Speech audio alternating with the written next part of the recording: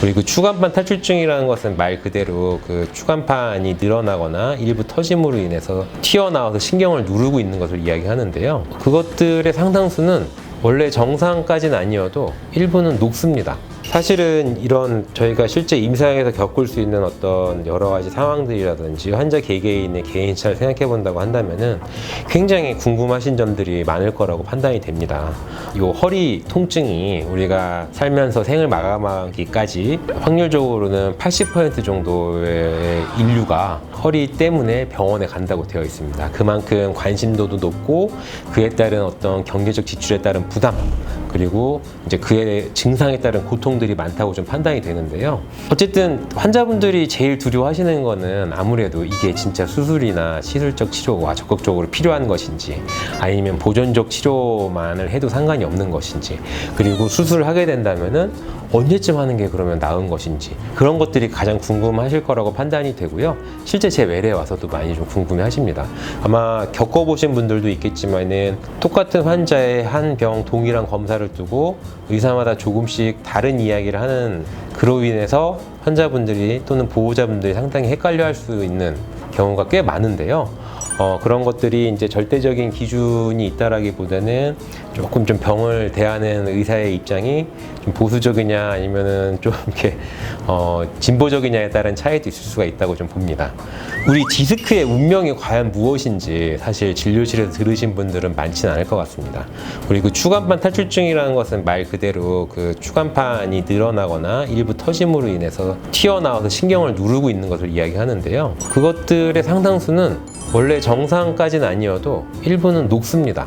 흡수가 되고 그로 인해서 어느 정도 기계적인 압박이라든지 화학적 자극을 자연스럽게 줄여나갈 수 있다라고 되어 있는데요. 그 추간판 탈출증들이 그럼 과연 어느 정도 시간 또는 어떤 치료를 해야만 그것이 빨리 줄어들 수 있을까? 사실 그것에 대해서는 논란이 되게 많아서 논문의 내용을 간략하게 요약해 보자면 환자의 숫자는 약 1,400명 정도 됐다고 하고요. 그 환자들 중에서 늘어났던 또는 터졌던 디스크가 다시 일부 흡수가 돼서 퇴축, 줄어들게 되는 비율이 약 63% 정도다. 보존적 치료를 약 4개월에서 10.5개월 정도 해보는 게 어떻겠냐 라는 걸 좀 제안을 하고 있습니다. 다만 이제 이것은 우리가 어디나 영상에서의 변화만을 놓고 이야기한 것이고 실제 환자의 증상이라든지 환자의 상태를 보고 한 것은 아니기 때문에 그냥 참고 사항으로만 하시면 될 것 같고, 치료를 하고 또는 안 하고 와 상관없이 일정 부분에서는 그 디스크가 줄어들 수 있는 기회가 있다라는 것입니다. 그리고 이거는 이제 굉장히 유명한 스파인지의 2017년도에 이제 실린 내용을 강력하게 보자면은 89개국의 약 817명의 의사를 대상으로 해서 어떤 식의 치료를 주로 하는 거고 그 사람들의 좀 방침은 어떤 것인지를 갖다가 연구한 논문인데요. 저희가 보통은 다리의 마비나 아니면 자율신경계의 조절 이상, 예를 들어서 방광이나 직장의 조절 이상 같은 것들이 있지 않는 한 대부분의 경우는 보존 치료를 먼저 권유를 드리게 되는데요. 우선은 보존 치료를 약 1개월에서 2개월 정도 시행을 해보고 효과가 없거나 그 보존 치료에 실패했을 경우에 수술을 권하는 게 일반적이다라는 답변을 제일 많이 했다고 하고요. 수술을 많이 하는 의사들의 설문에서조차도 일단 보존 치료를 먼저 1, 2개월 해보고 그것이 실패했을 때 좀 하는 게 좋다라고 이제 이야기를 하고 있네요. 물론 이것은 신경학적 이상이 없고 아주 극단적인 통증이 없을 때를 이야기하는 것입니다.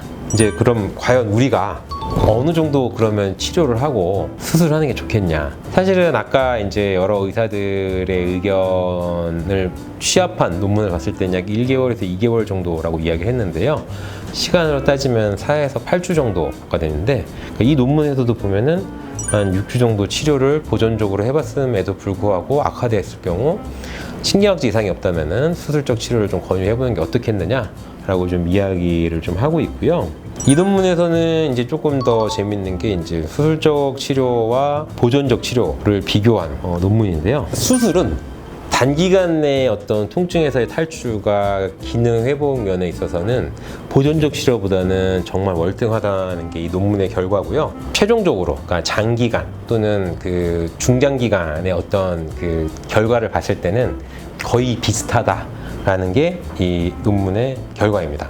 사실 대부분 제가 지금 말씀드린 어떤 이런 그 보존적 치료와 수술적 치료의 비교는 결국에는 신경학적 이상, 감각의 떨어짐, 힘 빠짐 같은 기능적인 문제가 없고, 그리고 환자가 감내할 수 있을 정도의 통증이 있을 때만 사실은 보존적 치료와 수술적 치료가 비교가 가능하다고 봅니다. 예를 들어서 신경학적 이상이 있다거나 거의 일상이 불가능할 정도의 통증이 있다고 한다면은 그 어떤 의사라도 수술적 치료를 좀 먼저 권유를 좀 드려볼 수 있을 것 같기 때문에, 오늘 제가 말씀드린 것은 이러한 의견이 있다 정도로 알고 계시면 될 것 같고, 제일 중요한 것은 그 이제 정확한 진단, 그리고 진단 결과를 토대로 해서 의사와 세밀한 상의, 그리고 내가 지금 현재 가장 불편한 것이 무엇인지, 인지 못하고 있는 신경학적 이상이 있지는 않은지를 확인을 하고, 이것이 보존적 치료, 약물 치료라든지 재활 치료 또는 주사 치료나 시술적 치료를 할 것인지, 아니면은 수술적 치료를 할 것인지를 결정을 하시는 게 가장 안전하고 올바른 방법이라고 생각이 됩니다. 긴 영상 시청해 주셔서 감사드리고 다음에 또 뵙도록 하겠습니다.